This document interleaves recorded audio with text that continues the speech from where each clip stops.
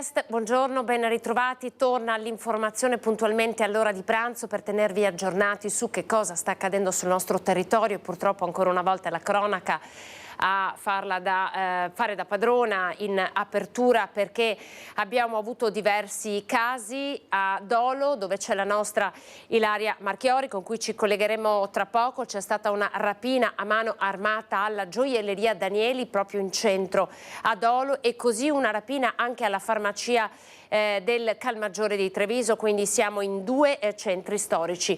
In farmacia per noi c'è il nostro Lucio Zanato. In questo momento, mentre vi stiamo parlando, è appena uscito il sindaco di Treviso Mario Conte dalla farmacia. È andato subito il primo cittadino a fare visita anche alle farmaciste che hanno vissuto questi momenti di paura. Io lo vedo già collegato con noi, Lucio Zanato, ed è proprio in compagnia di Mario Conte. Allora, in apertura subito in Calmaggiore a Treviso. Lucio, buongiorno. Buongiorno Anna, buongiorno ai telespettatori di Antenna 3, sì, siamo in Calmaggiore, la rapina si è effettuata ieri intorno alle 14:30, bandito solitario è entrato dentro, ha portato via circa 600 euro tenendo in mano qualcosa che poteva essere una pistola, ma sentiremo dal sindaco maggiori dettagli, e poi se n'è andato addirittura ringraziando. Sindaco, intanto un commento a questo fatto inaudito in pieno centro a Treviso, in Calmaggiore, circondati da telecamere. Sì, ho portato la vicinanza in farmacia dell'amministrazione comunale e ho garantito a loro l'impegno da parte dell'amministrazione e delle forze dell'ordine per individuare il responsabile di questa rapina un po' goffa nelle modalità, nel senso che è stata fatta in piena centro, sotto le telecamere, a volto scoperto, anche con un po' di incertezza proprio nelle azioni, proprio nel momento di richiedere i soldi, quindi evidentemente frutto anche di disperazione da parte di questa persona, che però non è una giustificazione.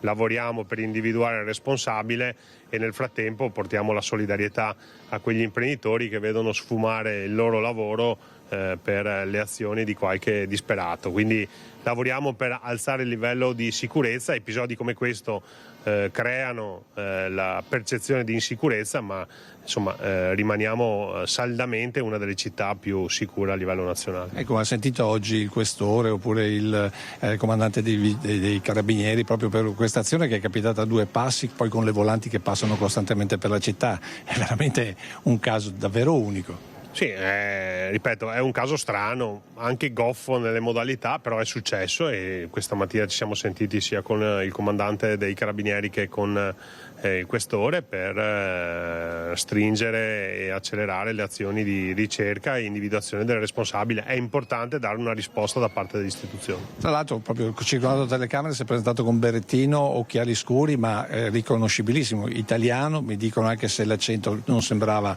delle nostre parti, quindi persona tra l'altro proprio diretta, tranquilla forse per certi aspetti. Ma sì, diciamo che non credo sia un rapinatore professionista, nel senso che prima di entrare in azione è stato per diversi minuti nei paraggi del negozio, quindi ci sono tanti elementi per individuare il responsabile, se è ancora qui in città, fondamentalmente, perché il timore è che possa magari aver preso un treno. Comunque lavoriamo in sinergia con le forze dell'ordine per individuarlo e per riportare la serenità in città. Sì, perché deve essere assicurata la giustizia, dimostrando che la giustizia alla fine trionfa su tutto. Sì, è fondamentale la tempestività della richiesta di intervento delle forze dell'ordine, perché così non gli si dà il tempo magari di andare in stazione e prendere un treno. Comunque polizia locale, carabinieri e questura stanno lavorando intensamente per ricondurre il tutto alla serenità, e quindi sono convinto che riusciremo a farlo, ovviamente compatibilmente col fatto che sia ancora qui in città. L'invito che faccio alla comunità è quello di comunque vedere questo come un episodio isolato, perché così è. E soprattutto, se vedono persone un po' strane, segnalarlo alle forze dell'ordine. Sì, la segnalazione è fondamentale. Devo dire che per come si è presentato, chi ha lì a solo il berrettino, uno poteva confonderlo anche con un turista, voglio dire, quindi stava guardando dei negozi prima di intervenire, quindi in questo caso davvero non è colpa di nessuno, è l'azione di una persona probabilmente disperata, che però è grave e va punita. Grazie sindaco, a te la linea. Grazie al nostro Lucio Zanato. Allora, la rapina in farmacia, siamo in Calmaggiore, poi a Dolo dove andremo con la nostra Ilaria Marchiori per un'altra rapina, questa volta alla gioielleria, dunque evidentemente bottino ancora più sostanzioso. Adesso però la cronaca ci porta a Padova perché a 2 anni dalla denuncia è arrivata la condanna per un operatore socio-sanitario di Padova accusato di aver abusato di una giovane paziente psichiatrica. Condannato a 7 anni di carcere per aver abusato più volte di una paziente minorenne mentre lei era in cura al servizio psichiatrico di Padova e lui, 50enne, invece lavorava nel reparto come operatore sociosanitario. Il giudice per l'udienza preliminare del Tribunale di Venezia ha condannato il 50enne padovano accusato di aver violentato tra l'aprile e il maggio del 2022 la giovanissima paziente affetta da disturbo di personalità ed emotivamente instabile.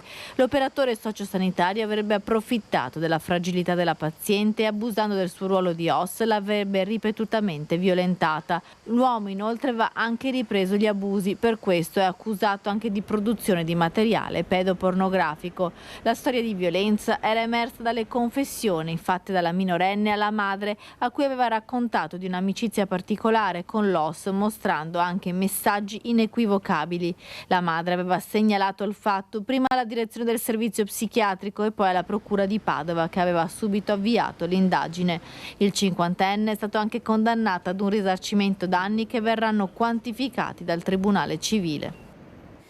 Ancora nel Padovano, questa volta è l'Alta Padovana, siamo a Cittadella, dall'ospedale alla casa di riposo ed è ancora una vicenda giudiziaria. Più di un anno una donna è rimasta con una protesi sbagliata, la terribile vicenda è vissuta da un'anziana ospite di una casa di riposo curata da un odontotecnico che si spacciava per dentista, la causa fatta partire dai figli della donna. Una protesi sbagliata e gravi problemi per un'anziana di 84 anni originaria di San Giorgio delle Pertiche, in passato ospite di una casa di riposo di Cittadella, tanto che i figli si sono rivolti a un legale per tutelare gli interessi della mamma. Tutto nasce quando, su suggerimento della struttura, si rende necessaria una nuova protesi dentaria per l'anziana.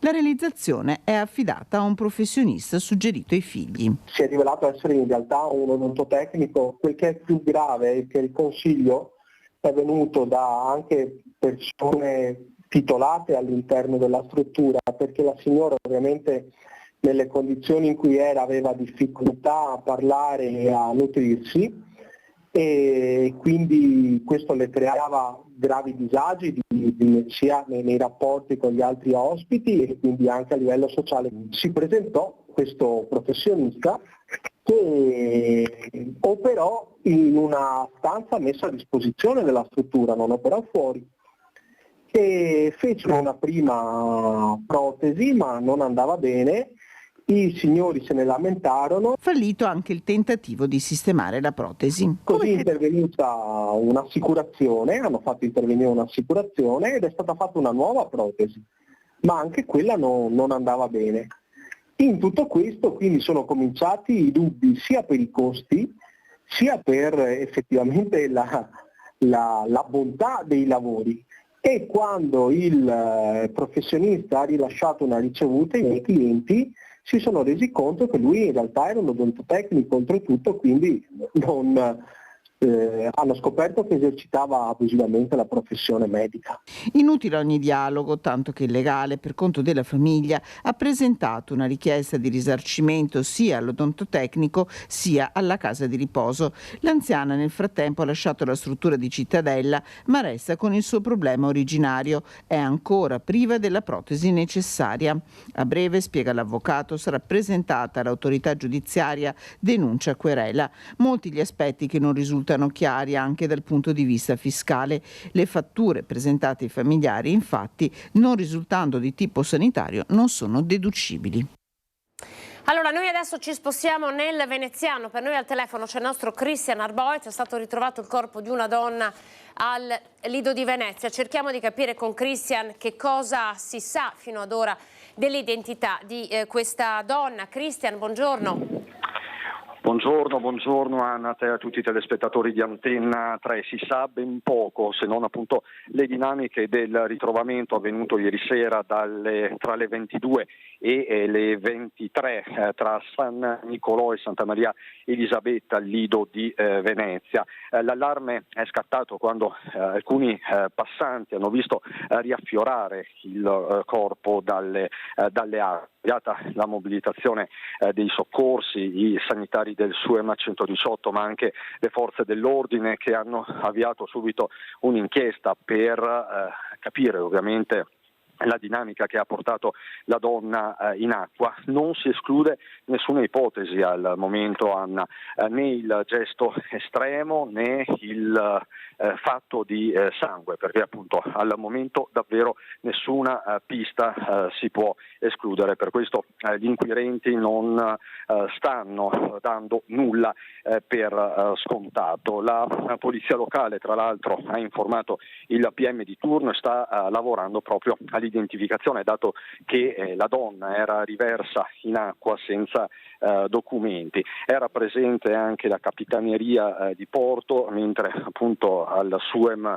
è toccato l'ingrato compito di constatare il decesso di questa donna. L'autorità giudiziaria chiaramente sta procedendo e nelle prossime ore con ogni probabilità si saprà qualcosa di più, perlomeno l'identità esatta di questa donna, con ogni probabilità tra l'altro di mezza età.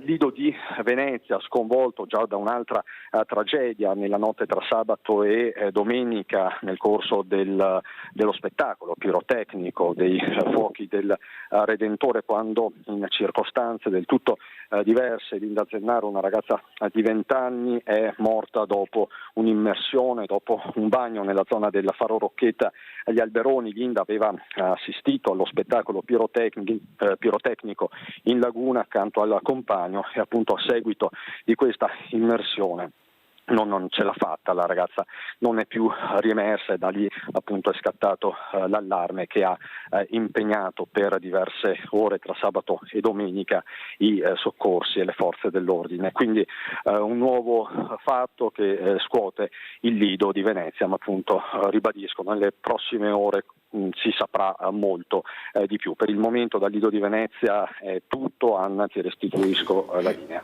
Grazie Cristian. Allora ovviamente ci daremo il tempo di questo pomeriggio, di questa giornata, per raccogliere anche noi maggiori informazioni sulla base di quanto emergerà dall'identificazione della donna che, ricordo, appunto non aveva con sé i documenti. E noi a Venezia restiamo per andare ad occuparci dell'indagine che di fatto ha travolto la città e portato in carcere l'assessore Renato Boraso. Allora, il sindaco Brugnaro comparirà in Consiglio Comunale il 2 agosto per chiarire la posizione in merito all'indagine che lo vede coinvolto. La decisione arriva dopo la riunione di ieri dei capigruppo. Partiamo da qua. Abbiamo deciso che il prossimo Consiglio Comunale sarà il 2 di agosto, che è venerdì 2 agosto, con inizio alle convocazione alle 10 per l'audizione del sindaco.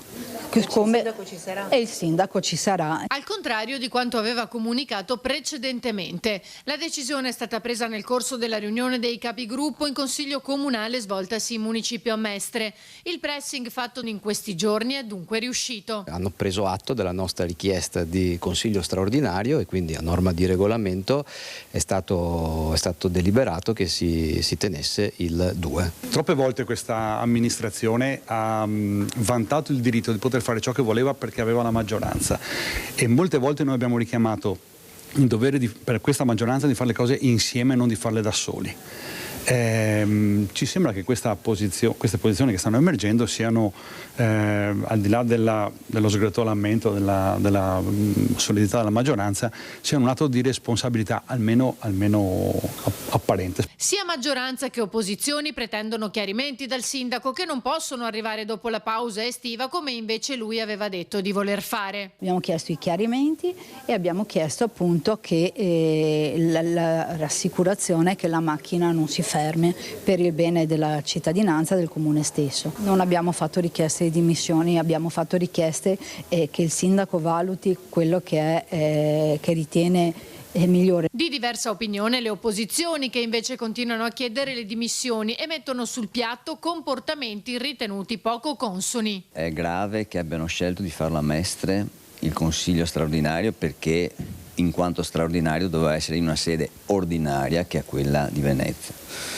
Il fatto che abbiano scelto di farlo qua è come un atto di difesa, insomma un atto di un po' viltà, ecco, e questo non fa onore a questa giunta. Abbiamo fatto un po' una discussione, perché all'inizio volevano addirittura confinare i cittadini solo sull'Androne al piano terra. Fortunatamente un po' la ragione li ha riportati appunto alla ragione, e quindi potranno partecipare anche in questo piano qui dove siamo adesso. Il regolamento che hanno imposto, non per questa volta ma ancora dallo scorso mandato amministrativo, limita fortemente il tempo e le modalità di intervento dei consiglieri. Noi abbiamo chiesto che ci sia più tempo per discutere in un'occasione così straordinaria, in attesa di mandarli a casa e di cambiare questo regolamento poco democratico. Intanto dal 31 luglio inizieranno le udienze al Tribunale del Riesame di Venezia per gli indagati. Le prime riguardano alcuni degli imprenditori soggetti al provvedimento del divieto di impresa. Per quanto riguarda l'ex assessore Boraso in carcere, il termine per l'istanza è per domani. Il suo legale attende di incontrarlo. Dobbiamo vedere se presentarla o meno. Una volta che abbiamo deciso di presentarla, poi valuteremo poi. Adesso vi facciamo vedere le immagini degli oltre 300 cittadini veneziani che hanno aderito nel pomeriggio di ieri all'appello dei vari comitati civici per un'assemblea pubblica in campo Santa Margherita per protestare contro il sindaco Brugnaro, chiederne le dimissioni, le immagini e alcune delle voci raccolte dalla nostra Anna Maria Parisi.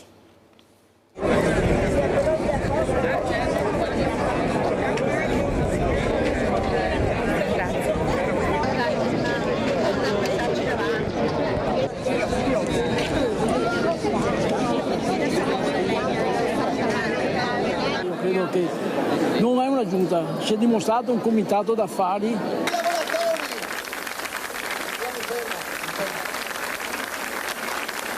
Siamo di fronte a un tale livello di commistione tra pubblico e privato, tra partecipate del comune e aziende private, che il sindaco dovrebbe dare le dimissioni, anche per non bloccare la città, perché in queste condizioni, con probabilmente altre persone indagate di cui non sono usciti i nomi, la situazione comporta la paralisi per la città. Secondo punto, Venezia non merita ogni volta di uscire agli altari della cronaca per inchieste giudiziarie. Penso che dovrebbe dimettersi, ma io purtroppo sono convinto che il 2 agosto non lo farà, ed è un grave errore, credo anche per lui e credo anche per tutti loro, per difendersi meglio. Saremo presenti per fare voce grossa, spero, anche in una maniera compatta e unita da parte della popolazione veneziana e mestrina. Perché essere qui questa sera, qui a Campo Santa Margherita, Venezia? Secondo me è fondamentale difendere la dignità di una città come Venezia, il cui interesse è stato svenduto da troppi anni a quello di privati. Lo si sapeva già prima, era già intuibile molto prima delle indagini che sono emerse in questi giorni, e credo che non sia più sostenibile una situazione del genere.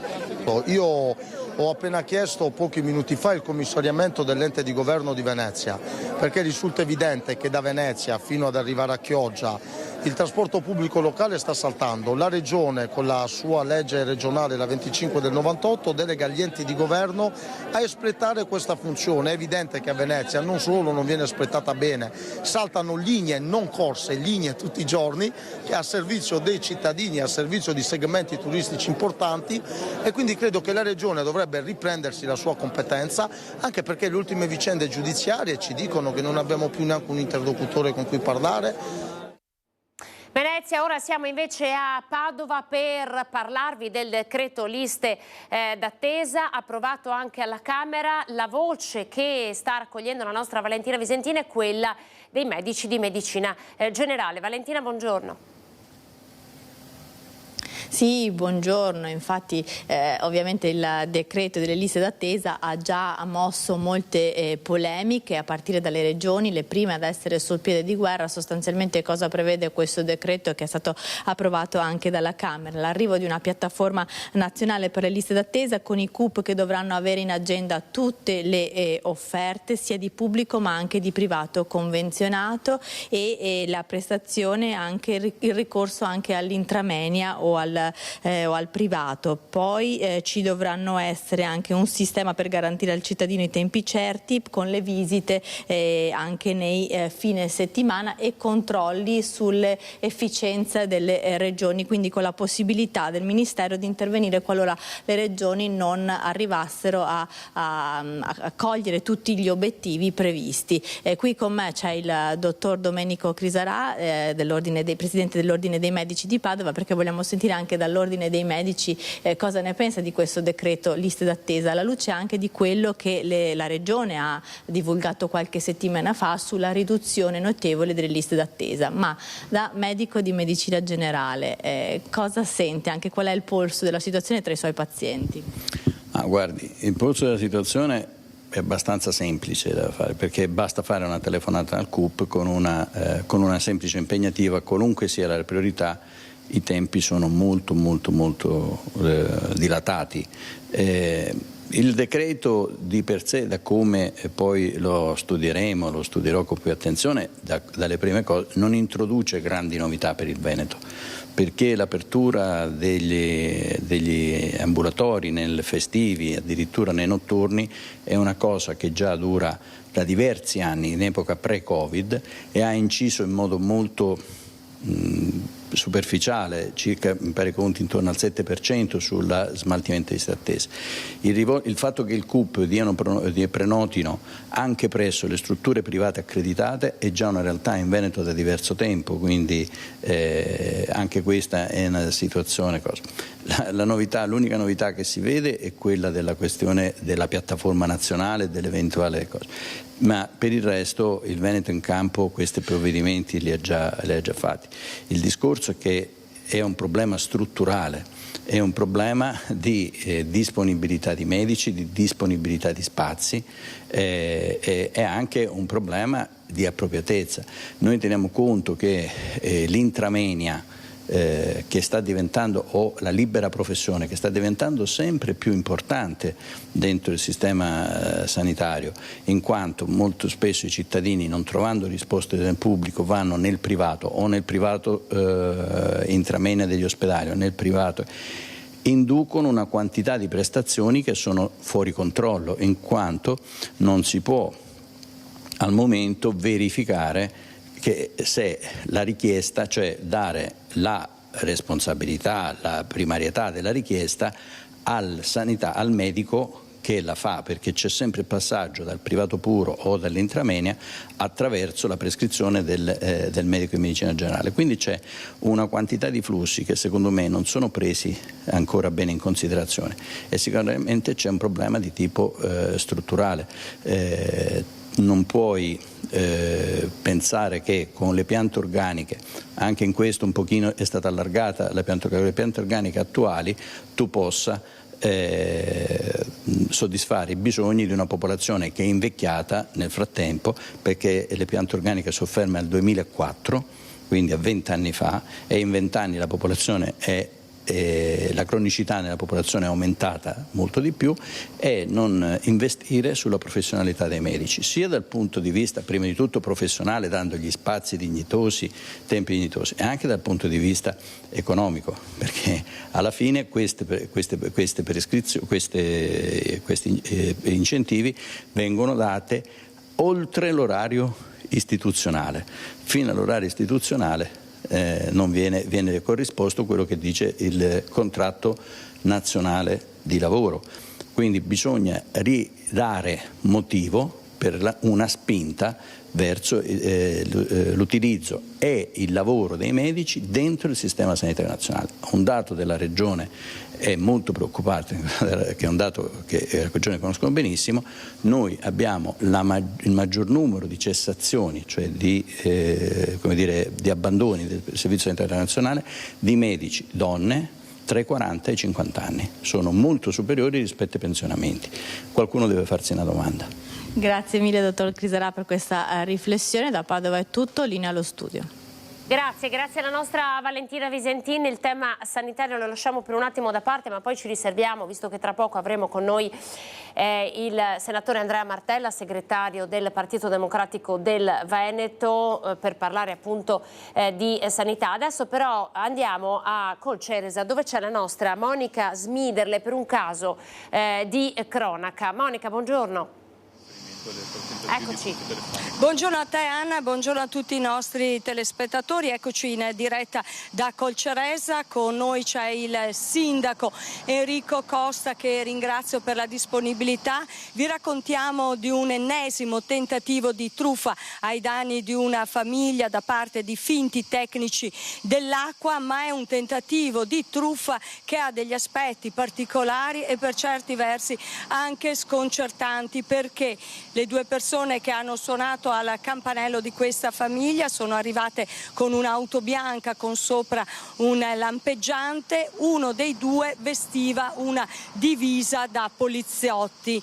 Che cosa hanno chiesto? Di poter entrare all'interno dell'abitazione per prelevare delle campionature d'acqua, visto che, hanno raccontato ovviamente, ma è un tentativo di truffa, era stata sversata della sostanza nociva nell'acquedotto e quindi era necessario effettuare questa tipologia di controlli. Hanno chiesto anche che venissero staccati i cellulari e le apparecchiature elettroniche, ma la persona con cui hanno avuto a che fare questi truffatori non, si è insospettita e li ha cacciati, ha chiamato le forze dell'ordine. Il sindaco l'ha sentito al telefono poco fa, che cosa ha raccontato? Sì, buongiorno a tutti intanto. Di fatto ha confermato la versione poi che è stata appena descritta. Subito si è allarmato per la stranezza dei comportamenti di queste persone, quindi volevano entrare in casa per fare questi prelievi, però appena hanno capito che la persona stessa era, seppur magari con un'età anziana, ma comunque molto lucida e attenta, poi alle varie domande che lui faceva li vedeva un po' in difficoltà, quasi stessero recitando un copione. Lui è stato bravo, la persona è stata brava, perché ha subito chiamato, in questo caso ETRA, perché parlavano dell'acquedotto, e anche le forze dell'ordine, ed è quello che invito tutti a fare. Prima, non aprite mai a sconosciuti e in ogni caso fate una verifica prima. Il numero di telefono del comune o le forze dell'ordine, una verifica, o dell'ente per cui queste persone si spacciano, e avete subito la conferma se è un tentativo di truffa o se è veramente poi un servizio che stanno facendo. E in ogni caso, di solito, i vari enti e anche il comune avverte del passaggio. In questo caso appunto era una cosa un'improvvisata, tra virgolette. Quindi bisogna prestare massima attenzione. Avete sentito anche le parole del sindaco: se ci sono richieste particolari, non usuali, comportamenti comunque che creano qualche sospetto, non aprite il cancello di casa, non bisogna fare entrare nessuno, perché questi episodi, questi tentativi di truffa si stanno ripetendo non solo a Colceresa ma nell'intero territorio. Sì, lo sentiamo purtroppo all'ordine del giorno, gli organi di stampa ne parlano spesso, poi queste persone probabilmente si muovono anche sul territorio per non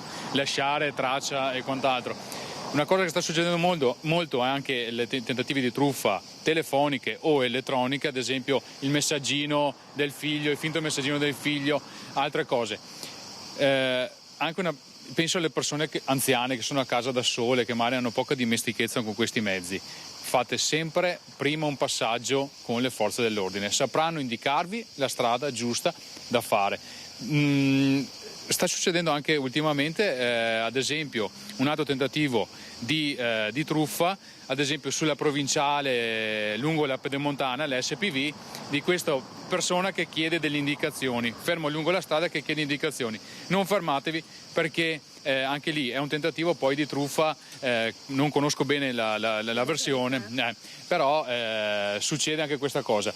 I carabinieri lo sanno e invito tutti quanti, appena vedono qualcosa di strano, chiamare subito le forze dell'ordine.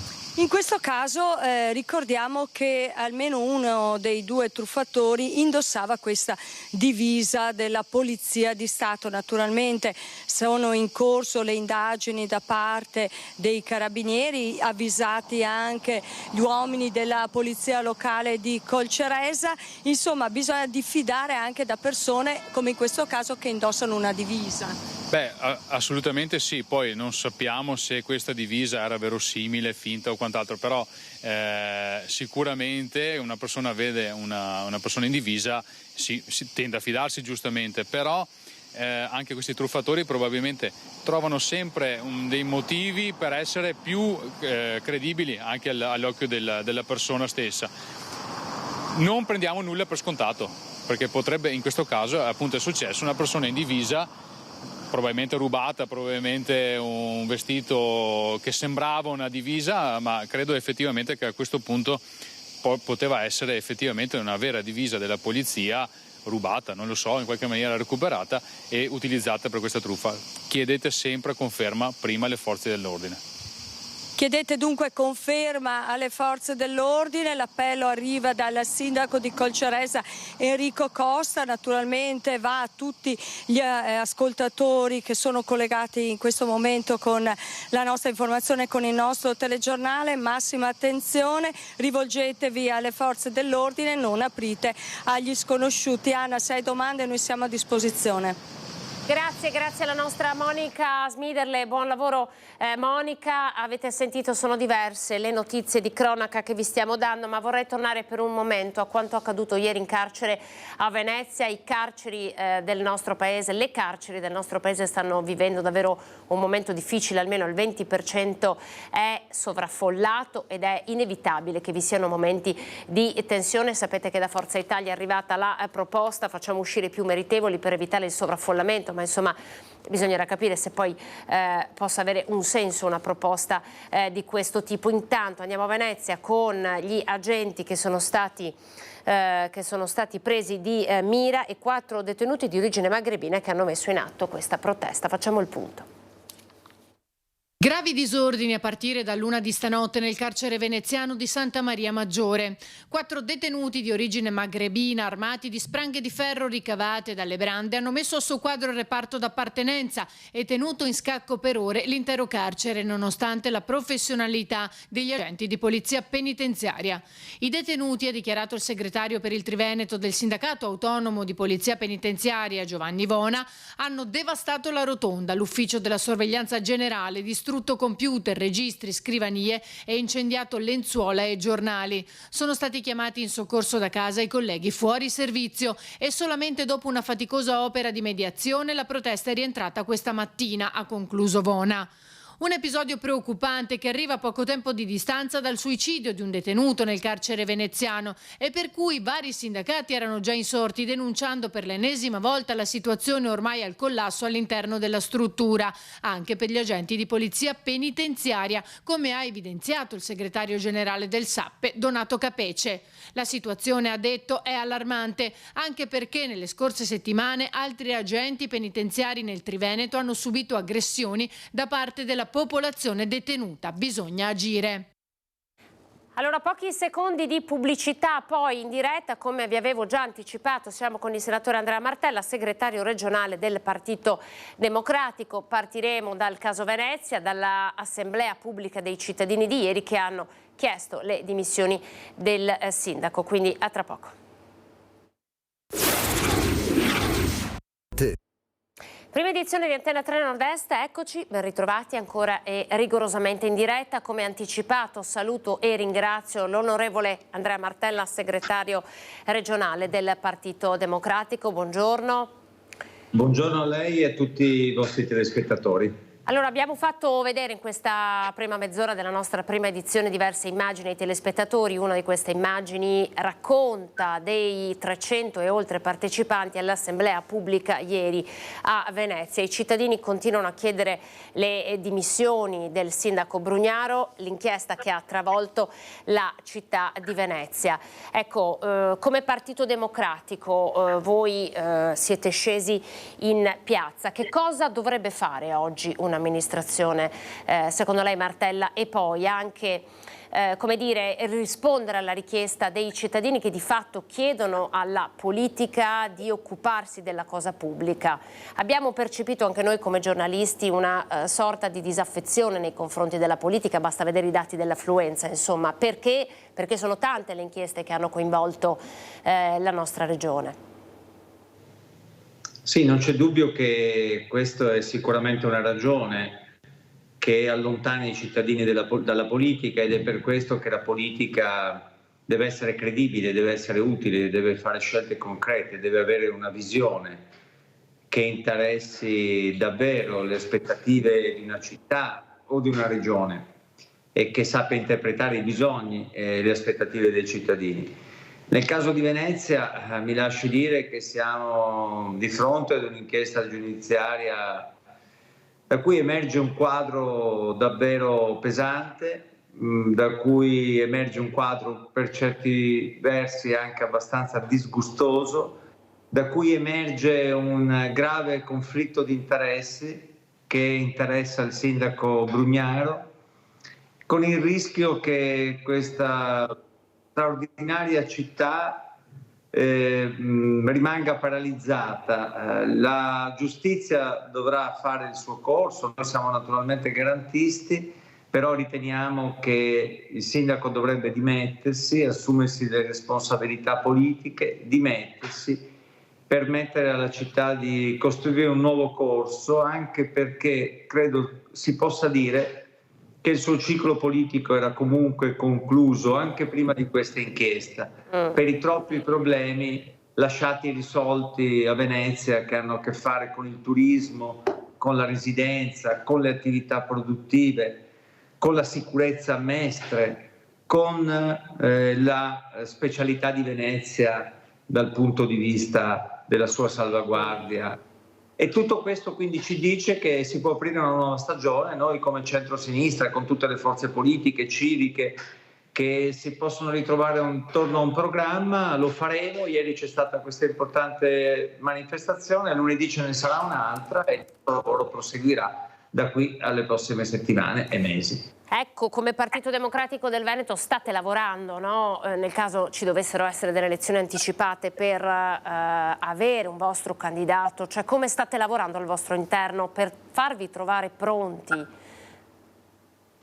Ma innanzitutto stiamo lavorando a Venezia, devo dire tutti i partiti, non solo il Partito Democratico, per far trasformare questa indignazione che c'è da parte dei cittadini a seguito dell'inchiesta giudiziaria che riguarda aziende, vertici di aziende, dirigenti, che ha portato all'arresto di un assessore, all'inchiesta su Brugnaro, far trasformare questa indignazione in una, diciamo, reazione politica da parte della città che porti ad un'alleanza.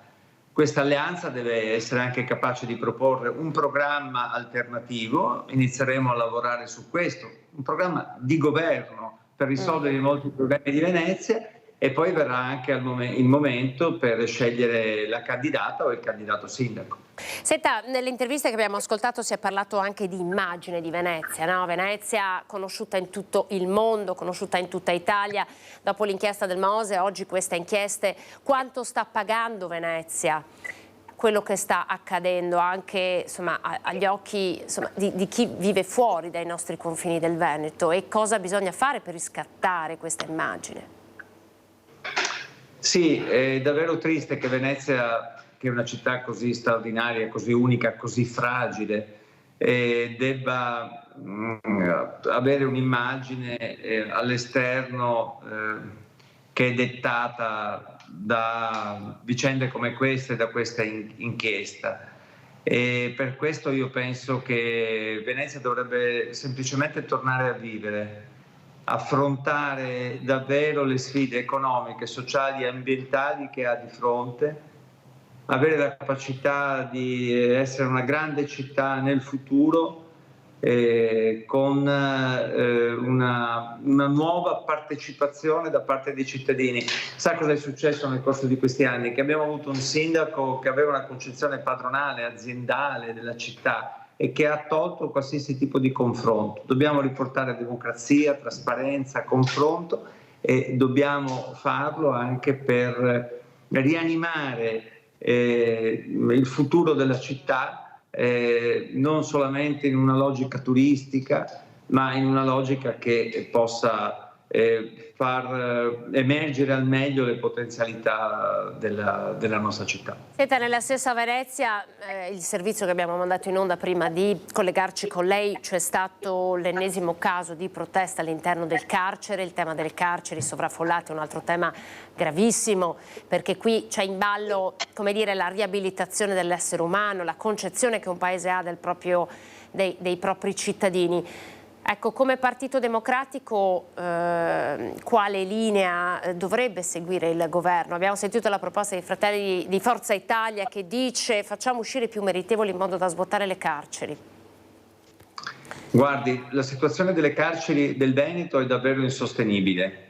Lo è anche quella di Santa Maria Maggiore a Venezia, lo è quella di Montorio a Verona, lo è, l'ho visto più volte direttamente, quella del carcere minorile di Treviso.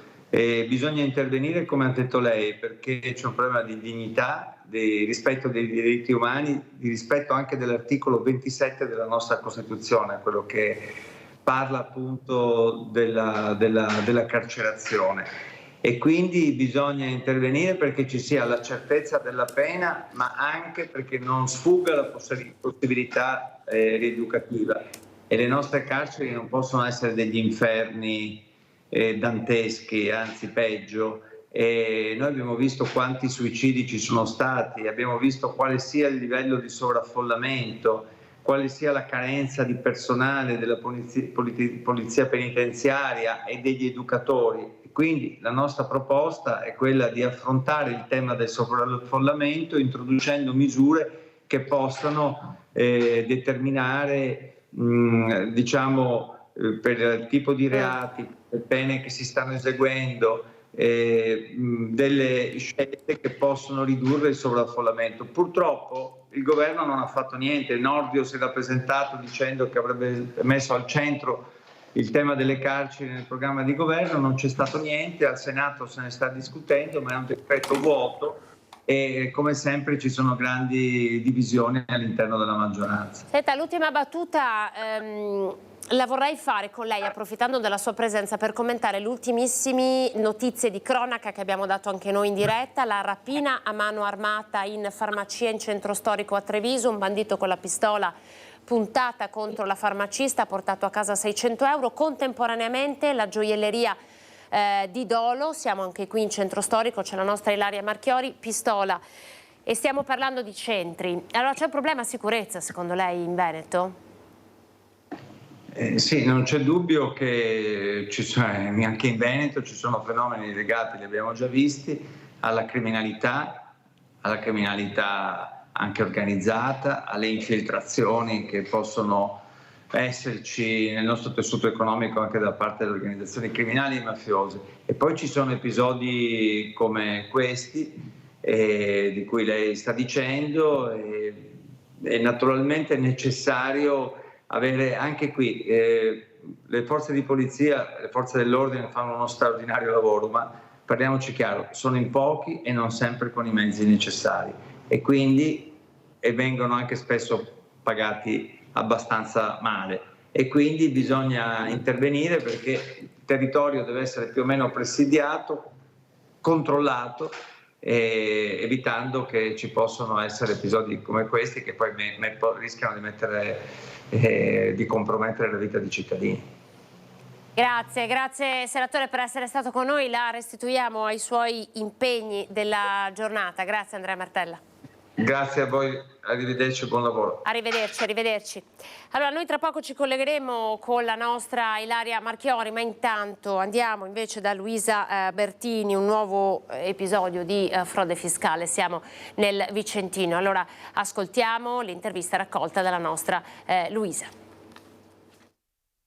Sì, una vasta operazione della Guardia di Finanza di Vicenza che ha sgominato un sodalizio criminale dedito al commercio dei pneumatici. Noi siamo in compagnia del colonnello Francesco Sodano che ci spiega la vasta operazione.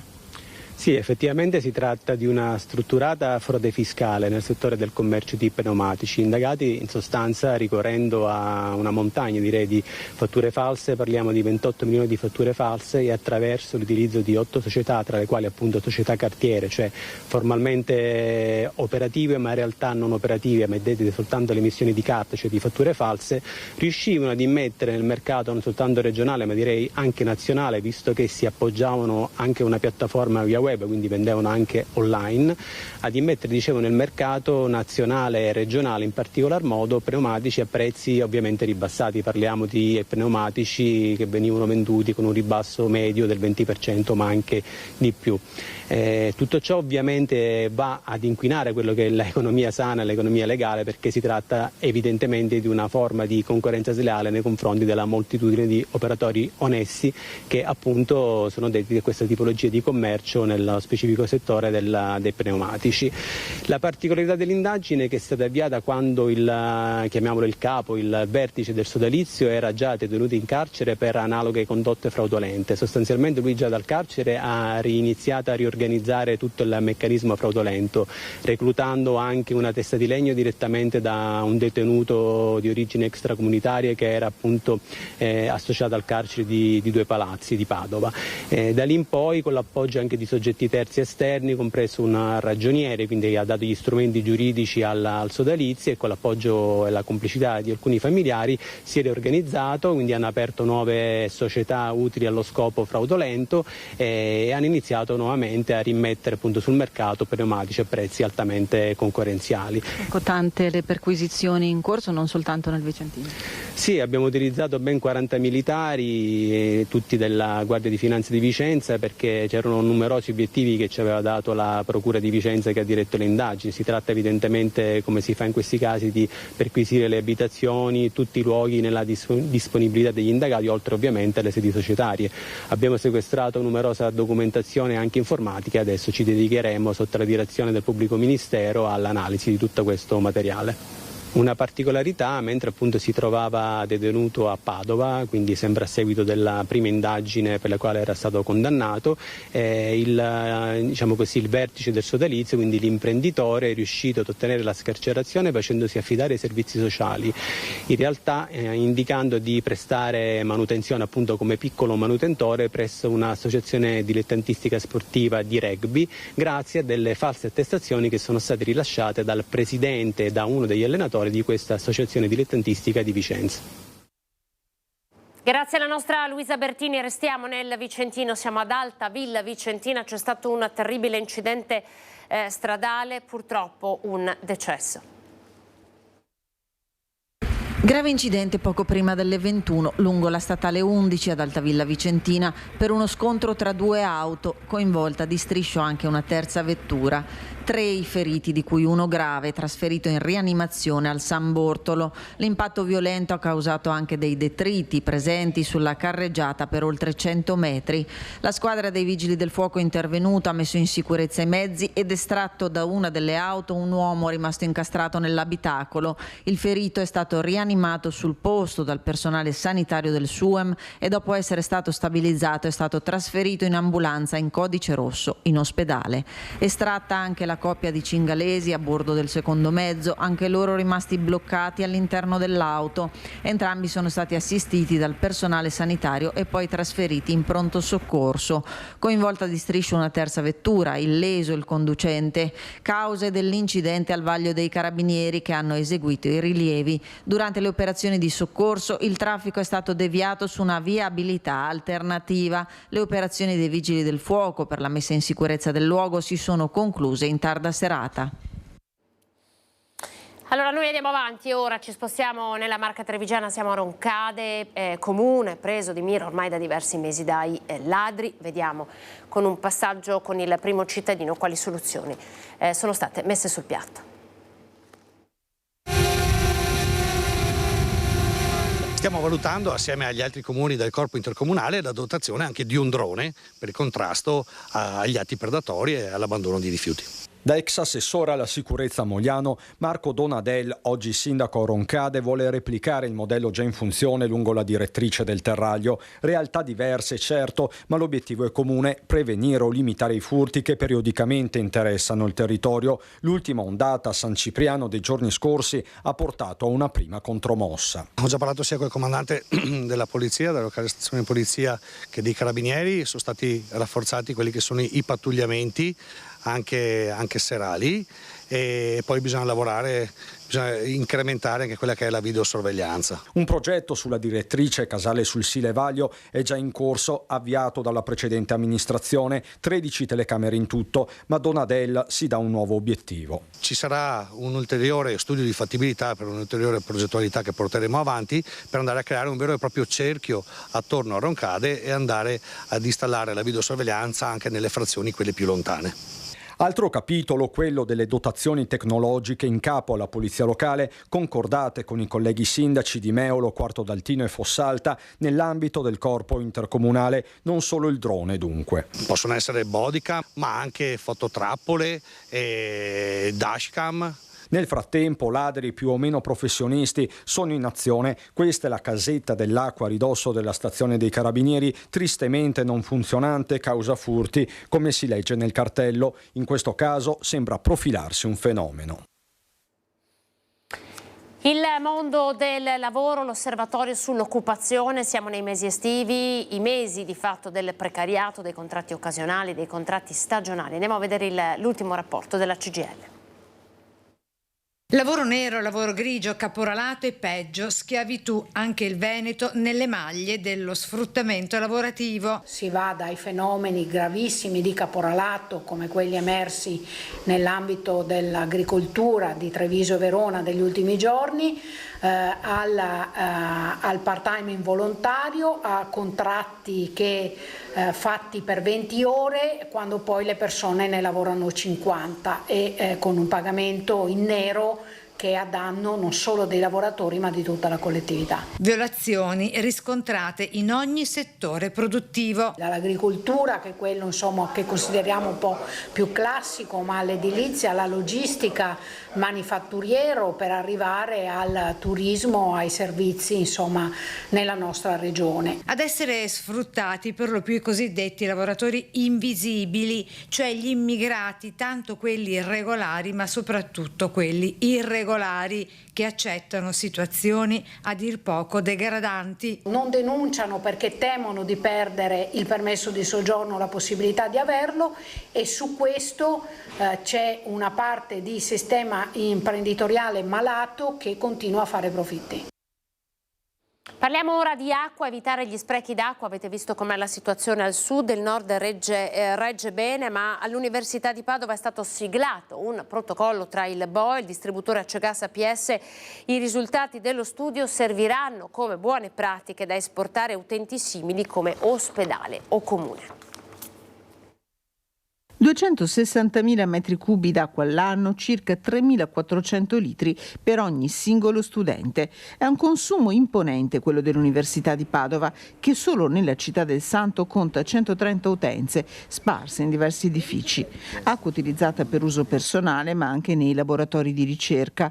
Da qui il protocollo sottoscritto con il distributore Acciagas APS AMGA con lo scopo di monitorare i consumi, individuare possibili sprechi, sottoporre il tutto a ricerca per far diventare lo studio una serie di buone pratiche da esportare. Stiamo infatti già facendo ricerca grazie ai nostri centri di ricerca, ai nostri docenti e ai nostri stagisti e laureandi, stiamo facendo analisi su questi dati che stiamo misurando.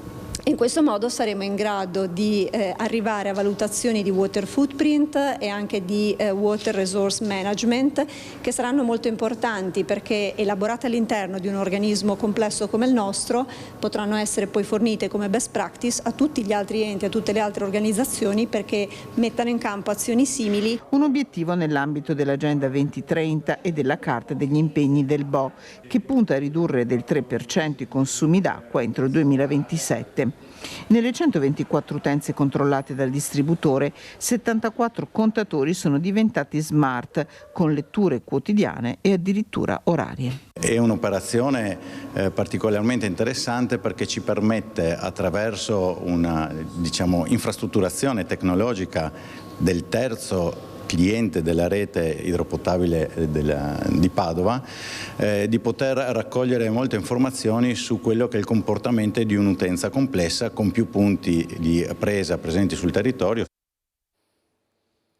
Allora noi ci fermiamo, pochi secondi di pubblicità e poi apriremo uno spazio di approfondimento interessante dedicato alle donne e non solo. Proviamo a ragionare su come l'assessorato al sociale sia cambiato negli ultimi anni, perché sono cambiate le esigenze della società, una società sempre più fatta di donne che lavorano e che mantengono le famiglie insieme ai loro compagni. Ne parliamo tra poco.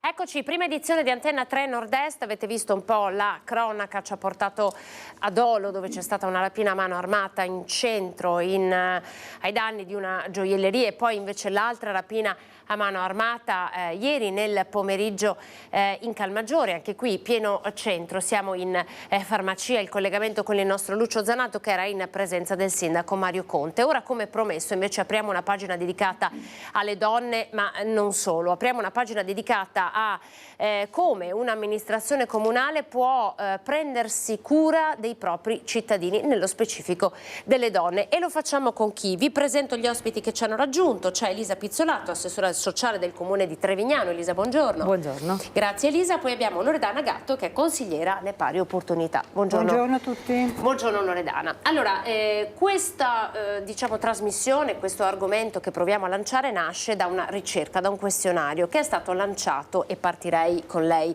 Elisa, è stato lanciato proprio per mettersi in ascolto dei propri cittadini. Quindi invece di destinare dei fondi ad un progetto piuttosto che ad un altro, per la prima volta un comune chiede ai cittadini di che cosa c'è bisogno e i cittadini nello specifico sono le donne. Perché avete fatto questa scelta?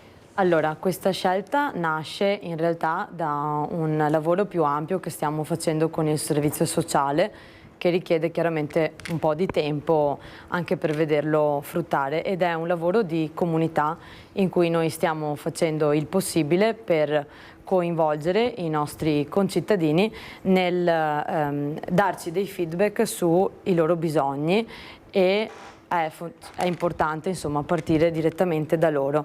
Lo Spazio Donne è uno spazio che esiste da più di 12 anni nel nostro comune, come in altri comuni, e in questo momento però si è posta l'esigenza forse di ripensarlo e di riattualizzarlo rispetto alle nuove esigenze, ai nuovi bisogni. Perché la società cambia. La società cambia, sì, la società cambia, e il post-Covid ha dimostrato, ha accelerato molti processi sociali e anche ha cambiato i paradigmi. Per questo è per noi fondamentale insomma partire, soprattutto in questo progetto dedicato alle donne, dalle esigenze delle nostre concittadine. Allora noi ci facciamo aiutare dalle immagini, chiedo alla regia di inquadrare queste, che è una delle pagine, perché voi avete fatto il questionario, l'avete proposto a 302 donne, se non sbaglio. Elisa, hanno risposto, e questi sono un po' i risultati. Ci aiuta Elisa a leggere questi grafici e a capire che cosa è emerso?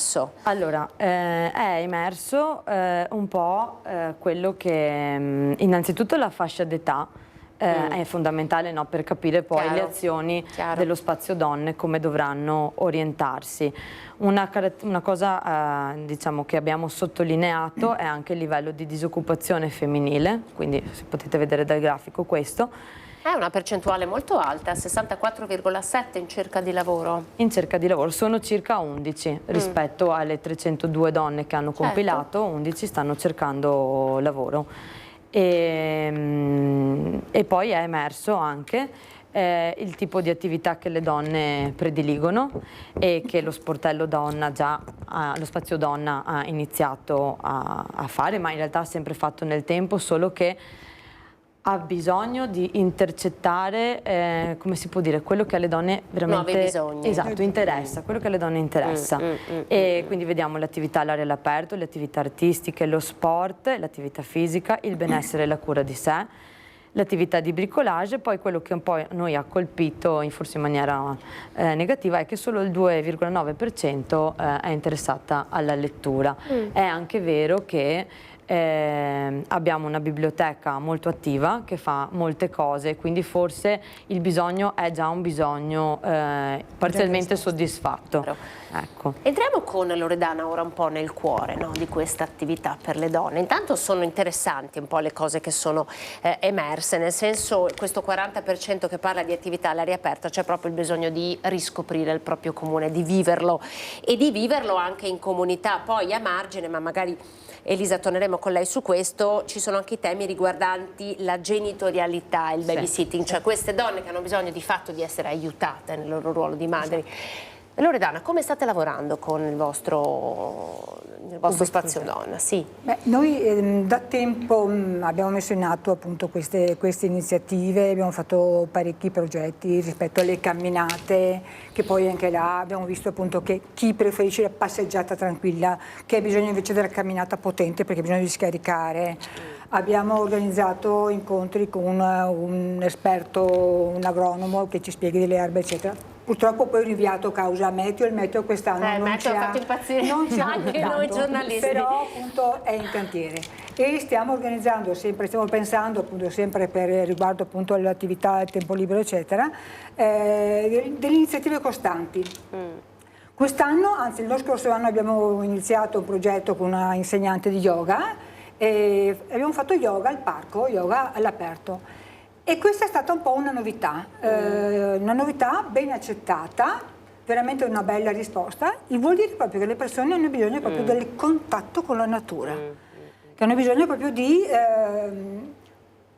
respirare aria nuova, fresca, nuova. Cioè nel senso che noi progetti, vari progetti, modelli tradizionali, nel senso che c'era il progetto del bricolage, c'era il progetto della farbigiotteria, la pittura, cioè, queste cose così, cose che si fanno un po' in tutti i comuni, le abbiamo fatte sempre. Abbiamo però puntato un po' di più su quello che è l'area benessere della persona e stiamo vedendo proprio che c'è una bella risposta. Forse dopo il Covid c'era veramente anche un bisogno proprio di... Esatto, qui volevo arrivare. Secondo lei ha avuto questo sentore che il Covid abbia creato un po' uno spartiacque sui bisogni delle persone, poi soprattutto anche delle donne, no? Che insomma sono oggi donne lavoratrici, la maggior parte, ma sono anche mamme. Esatto. Assumono in sé tanti ruoli, no? Esatto. E quindi a volte a venire meno è proprio il benessere, la qualità della vita. Esatto.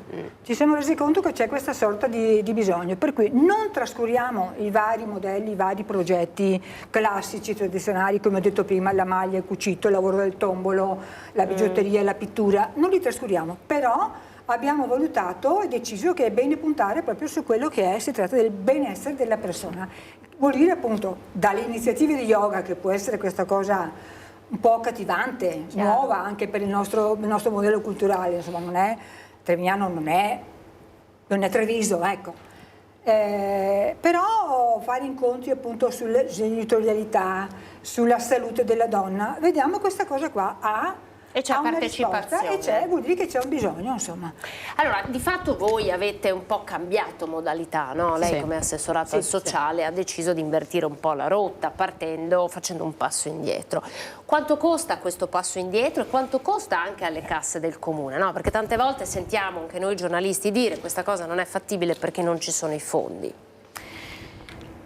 Allora, è una domanda interessante. Allora, il costo reale non è lontano da quello che abbiamo sempre investito come comune, sicuramente qualcosina in più. Il costo più grande di tutto questo lavoro che stiamo facendo di ripensamento e anche di attività nuove, perché abbiamo fatto anche yoga della risata, abbiamo proposto cose molto innovative, tra cui un ciclo che parlava di benessere con alcuni operatori del nostro territorio che si sono molto impegnati nell'aiutarci a fare tutto questo lavoro. è proprio il costo più grande è proprio il tempo, perché adesso i servizi sociali sono, come un po' tutti gli uffici, molto oberati da tutte le nuove incombenze come dimissioni protette, come ADI, e quindi questo è un lavoro in più rispetto a tutto quello che già si fa, no? Se tu continui a lavorare nella quotidianità, tutto va bene. Quando poi aggiungi il carico di lavoro è chiaro che diventa un po' impegnativo anche perché si è lavorato prima su un ripensamento di tutto il servizio sociale e poi adesso iniziamo a mettere in campo tutto il lavoro fatto, quindi è un lavoro che si fa un po' dietro le quinte. Chiaro.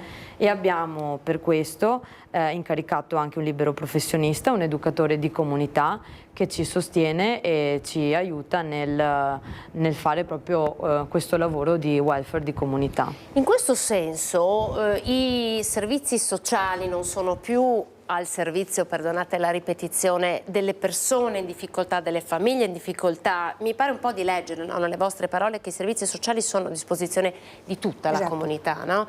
Quindi è un altro tipo di approccio, Loredana.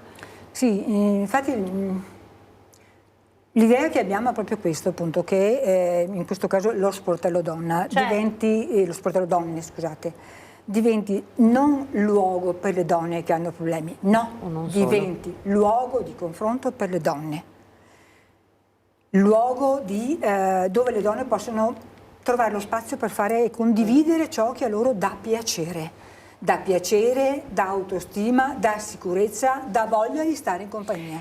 Questo è il nostro obiettivo, insomma. Utopia, ce la mettiamo tutta. Bisogna partire da qualche parte. Chiedo ancora aiuto alla regia perché vorrei mostrare questa percentuale che di fatto questo questionario ha raccolto, e questo 42,1% racconta che le donne chiedono attività per il supporto e lo sviluppo personale, cioè donne che iniziano veramente a pensare a se stesse. Io lo leggo in vari aspetti.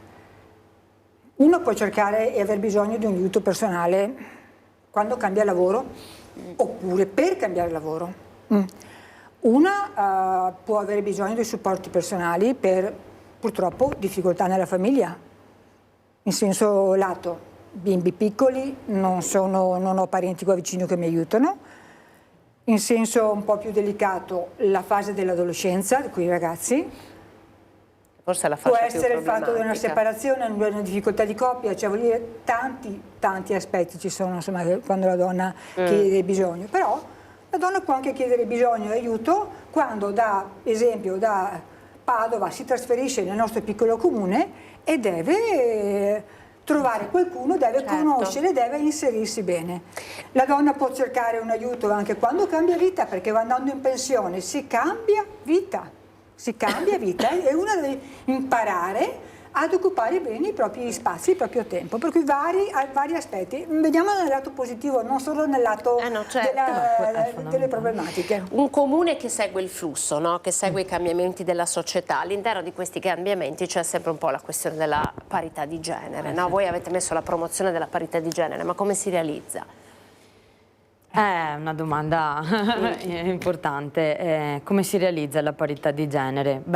Sicuramente noi possiamo investire economicamente tutto quello che possiamo, insomma, che il bilancio ci permette in questo tema, però è fondamentale lavorare tanto sicuramente sulla sensibilizzazione sulle persone, ma di tutti i generi, e lavorare proprio sul far capire che, insomma, è importante arrivare allo stesso livello, anche se poi è una cosa culturale difficile da scardinare, no? Per esempio lei, assessore, mi permetta, lei è anche mamma, no? È politico ed è anche mamma, amministratore, quindi insomma c'è una conciliazione dei tempi della vita e dei tempi del lavoro che in qualche modo deve essere facilitata. Allora, quello che ti permette di poter fare tutto questo è sicuramente un compagno di vita che ha una visione di condivisione, di parità e di lavoro di squadra soprattutto. E questo è fondamentale, ma poi non solo lui, anche tutte le persone che mi aiutano e mi stanno vicino mi sostengono, insomma, e sono sempre disponibili.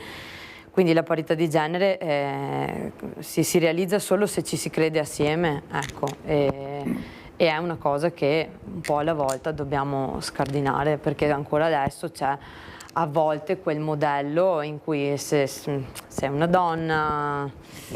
e da qui la mia domanda per Loredana: ma perché c'è bisogno di uno spazio donne, non uno spazio cittadini? Perché c'è bisogno di uno spazio donne, Loredana? Perché poi in qualche modo andiamo a confermare quello che sta raccontando l'assessore. C'è bisogno perché c'è ancora tanto da fare, perché bisogna partire da piccoli, bisogna partire dalle scuole, bisogna partire dalle famiglie, a usare un linguaggio neutro, a non dire al bambino ma tu sei un maschietto, tu sei più forte della tua sorellina, perché bisogna stare attenti anche su questo, sui comportamenti, bisogna in questo lavorare. Spazio lei l'ha notato un po' questo bisogno ancora delle donne di sentirsi riconosciute? Sì, sì, decisamente sì. Decisamente sì. Questa cosa di aver bisogno che lo spazio della donna sia riconosciuto, rispettato, sì, ancora sì. Anche di donne magari che hanno fatto un'attività molto importante, molto libera nel proprio percorso di vita, ma che è difficile riuscire a fare il salto di qualità, perché appunto, come diceva la nostra assessore, bisogna essere in due, bisogna avere un contorno di persone che ti aiuti appunto e che siano tutti sullo stesso livello, sia sui comportamenti ma anche sul linguaggio, perché poi le parole hanno un senso. Chiaro. Poi una delle grandi occasioni di indipendenza, di autonomia per una donna è sempre il lavoro, no? Lo sappiamo. Allora abbiamo ancora questa percentuale di disoccupazione femminile. Che cosa può fare un assessorato al sociale? Allora noi ci impegniamo nell'aiutare, nel dare consulenza e nell'orientare per il lavoro le donne, e adesso ci sono anche molti più progetti rispetto anche al passato sul lavoro e sull'aiuto all'occupazione. Questo è sicuramente la cosa fondamentale che possiamo fare, e continuare a sensibilizzare le donne sull'importanza della propria anche indipendenza economica. Ecco, infatti lo sportello per molti anni ha lavorato tantissimo sull'orientamento al lavoro e sull'aiuto alle donne di in qualche modo rendersi indipendenti e autonome. Allora, sulla base di questo questionario che vi ha restituito dei risultati, che cosa metterete in cantiere? Allora, siamo già partiti in realtà, come diceva Loredana, con delle attività a continuare con delle attività all'aria aperta.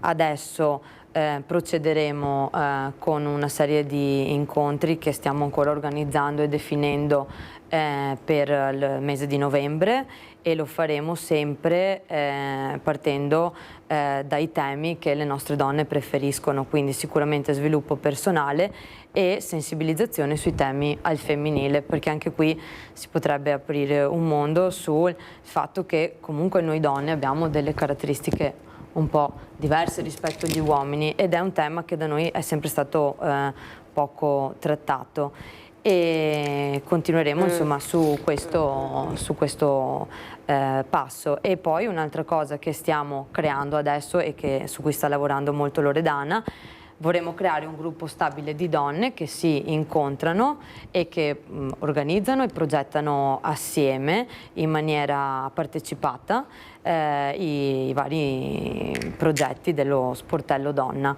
e poi ovviamente troveremo un luogo in cui queste donne possano incontrarsi stabilmente. Il luogo di aggregazione. Loredana, sì, come persona che è nel cuore del progetto dello sportello donna, qual è il suo più grande desiderio? Cioè un sogno che sa vera che cos'è per lei?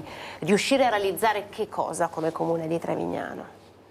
Appunto, riuscire a realizzare che ci sia un gruppo di donne che sia proprio di riferimento, che non deve assolutamente essere un gruppo chiuso, ma che possa essere un gruppo appunto di integrazione e di condivisione delle idee e dei vari progetti. Insomma. Questo Far nascere una comunità. Ecco, comunità magari è un termine un po', mi rimanda un po' agli anni, ci siamo capite. Però sì, avere un po' più di donne che siano di vero riferimento. Perché io mi sono anche resa conto che veramente dopo il Covid c'è stato un crollo di questo. Sì.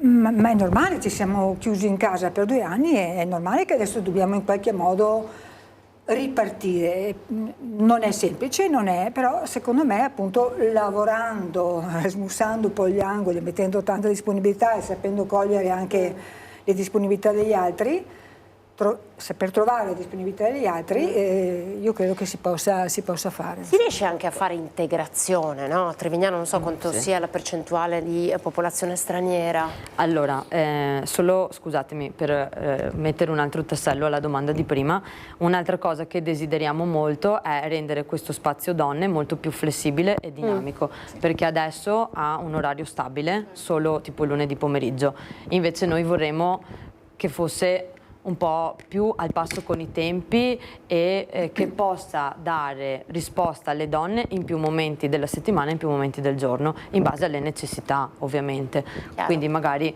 anche ad orari serali, quando la maggior parte delle donne magari sono disponibili dopo il lavoro. Certo. Sull'integrazione io dico una cosa veloce: da anni organizziamo un corso di italiano per donne straniere e continueremo a farlo e lo amplieremo anche con dei momenti in più di dialogo, insomma. Però poi questa domanda è più secondo me di Loredana, perché Loredana lo segue in modo pedissequo e da tanto tempo. Sì.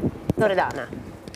Allora, c'è questa bella esperienza, questo corso di italiano che è un corso di inserimento della lingua italiana. Il Comune di Trevignano non rilascia certificati, però è proprio una infarinatura, io quello che uso dire è una infarinatura, un pre-italiano. Devo dire che sono dei momenti veramente molto toccanti, perché le donne partecipano con molta voglia di essere presenti, con molta voglia di partecipare, di conoscere, di capire. È impegnativo perché insomma abbiamo donne che vengono dal Marocco, dall'Albania, cioè sono varie, ecco. Però è veramente molto soddisfacente. Quanto conta il volontariato poi in tutti questi progetti? Allora, lo scorso anno abbiamo messo a fianco a questa iniziativa di questo corso di 40 ore tutte le settimane, abbiamo anche trovato 3 donne disponibili, 3-4 donne, 3 donne generalmente, disponibili a fare anche qua un incontro alla settimana, per cui per queste donne noi davamo le possibilità 2 volte alla settimana. E queste donne, una ex insegnante, una ex infermiera, con la voglia di mettersi appunto di trasmettere serenità, sostanzialmente era un momento di chiacchiera, di farle ragionare, di farle parlare, ma serviva, mentre il corso al mattina con l'insegnante era più una cosa tecnica, quando ci si trovava il pomeriggio con le nostre donne si entrava di più nel senso della parola, cioè correggere il senso della parola, far spiegare perché la differenza. Ma questo abbiamo visto che era una cosa veramente molto ricercata delle nostre donne straniere. A parte che un corso di 40 ore è un corso veramente molto ricco, cioè 40 ore non sono 40 ore è, è spalmato nell'arco dell'anno scolastico, poi noi oltre a queste 40 ore facciamo anche 4 incontri legati al sociale, cioè che cos'è la biblioteca, cosa fa la biblioteca, quando andare al medico, come fare le prenotazioni, facciamo anche questi 4 incontri così legati proprio. Beh, abbiamo visto che comunque queste donne si sono integrate molto meglio nella nostra comunità, nel senso che le incontri per strada e ti salutano, e questo è bene. Abbiamo organizzato lo scorso anno, sempre con queste donne, anche un corso di cucina per donne straniere. È stata una cosa bellissima. Mia mamma direbbe con la B maiuscola. Che locali avete messo a disposizione per questo? Insomma, anche qui serve una cucina, serve materia prima. Allora, materia prima, ovviamente dato il fatto che è una cucina etnica, è inutile che portassi la farina 00, a loro serve la loro farina, che magari è sempre zero, ma loro hanno una certa manualità, perché abbiamo valutato che loro si facevano la spesa e poi noi davamo il rimborso economico, mentre abbiamo usato gli spazi del Parco Rigoni Stern, che è un parco appunto della nostra amministrazione. Per cui si faceva lì da mangiare, si assaggiava, si condivideva tutto. Questa è una delle migliori forme di integrazione. Esatto, però ripeto, la cosa bella è che qualcuno di loro ha trovato il coraggio, viene a farsi la passeggiata, ti viene a trovare per casa, ci beve il tè, ci beve il caffè, ti incontrano al supermercato, cose che prima erano magari solamente col marito, adesso vanno da solo a fare la spesa. C'è stata proprio una crescita, Questo è stato, secondo me, veramente una bella opportunità. Assessore, in chiusura, no? Il più grande rischio è quello che un'amministrazione comunale non rappresenti i propri cittadini e che in qualche modo li faccia sentire soli. Voi state lavorando esattamente perché questo non accada. L'obiettivo che stiamo cercando è proprio quello, di essere il più inclusivi possibili, di andare incontro il più possibile alle esigenze dei nostri concittadini, e proprio su questo tema stiamo lavorando anche con un tavolo di comunità in cui abbiamo coinvolto le scuole di ogni ordine e grado, le parrocchie, proprio per lavorare sui temi fondamentali che anche loro vedono nella nostra comunità, per poi creare un progetto tutti assieme e portarlo avanti tutti assieme. È chiaro che tante istituzioni insieme, ognuno nel suo piccolo pezzo, ognuno con le sue responsabilità, che lavorano assieme, sicuramente arrivano in maniera più diretta ai cittadini. Si riescono a coinvolgere anche i giovani oggi, forse sono... Sì. È un po' più difficile intercettarli, ma si riesce. E questo insomma è un po' il lavoro che stiamo cercando di fare, tra cui appunto uno dei grandi temi che è emerso anche da questo tavolo di comunità è proprio la genitorialità, e anche qui adesso lavoreremo per creare tutti insieme un progetto, un percorso poi sostenuto anche da un questionario in cui è emersa questa necessità. Chiaramente ha ancora più valore, perché non vuol dire che solo le istituzioni sentono questo bisogno, ma anche i nostri concittadini lo percepiscono. Quindi insomma... Quindi mettersi in ascolto, no? Mettersi in ascolto della propria... ma anche di far partecipare però i nostri concittadini, non solo di mettersi in ascolto, ma di invitarli ad esserci e ad essere presenti. Per lo stesso motivo, visto che mi hai chiesto anche dei giovani, abbiamo fatto un progetto in biblioteca cercando di coinvolgere dei ragazzi per creare uno spazio di aggregazione sano all'interno della biblioteca, in un contesto sicuramente buono, ecco, e stimolante, e i ragazzi hanno risposto davvero bene, e addirittura se ne stanno anche aggiungendo sempre, e stanno proprio progettando un luogo per loro nella nostra biblioteca. E è importante anche questo, perché in qualche modo si sentiranno di poter essere sempre accolti. Allora, noi siamo in chiusura. Io davvero vi ringrazio, Loredana Gatto, l'assessore sociale Elisa Pizzolato. Siamo a Trevignano, grazie per essere stati con noi. Abbiamo aperto una pagina dedicata a come si può lavorare, no? In comune, e un assessorato sociale quali porte può aprire la propria comunità. Quindi davvero grazie per essere state in nostra compagnia. Dopo di noi il documentario Sopra la sabbia e sopra il mare, girato a Venezia, e a seguire alle 14:30 il film con Gino Cervi e Totò, Il coraggio. Questo è il titolo. L'informazione torna su Antenna 3 a partire dalle 18:30. Grazie per averci seguito ancora una volta e arrivederci. Grazie.